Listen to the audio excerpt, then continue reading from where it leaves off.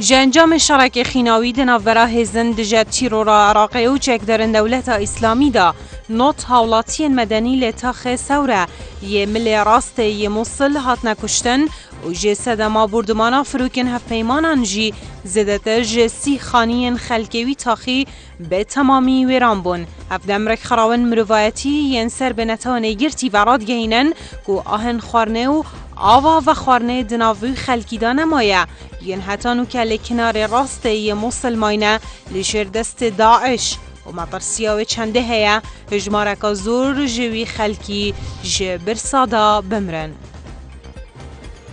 ده چرچوه چهارم قوناغا اپراسیونا کربا فراد دا شروان سوریا دموکراتی هر دو باجرکن حزیمه و تشرین کدکفن با کور باجر رقه به تمامی جدست چکدارن دولت اسلامی رزگار کرن od پروسا رزگار کرناوان هر دو باجر کاندا 49 چکدارن داعش هات نکشتن گو اگ جوان مزنه امیره که دولت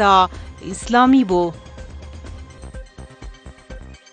دناوا پیرابون نمنین تند دا لدم شمر هشتی سپیده پروسا دنگدانه لسرانسری ولات فرانسا بو هل بجارتنا سروککنی بوی ولاتی دست بکر. دوی پروسه دا 11 بربجر هفرکی لسر پست سروکاتی فرانسا دیگن و اگر دیگر ایکیا دنگدانه دا هیچ کاندیده کی ریجا 5 ساده بدست خوونه اینا هر دو بربرجرن زیدترین رجا دنگ آب دست ببرین دیگر دوی دا لحفتی گلانه دوباره هفرکیه کن. بوزانین اوه 11مین پروسا هل بجاردنن سروکاتیا 5مین کمارا فرانسانه تهنه انجام دان.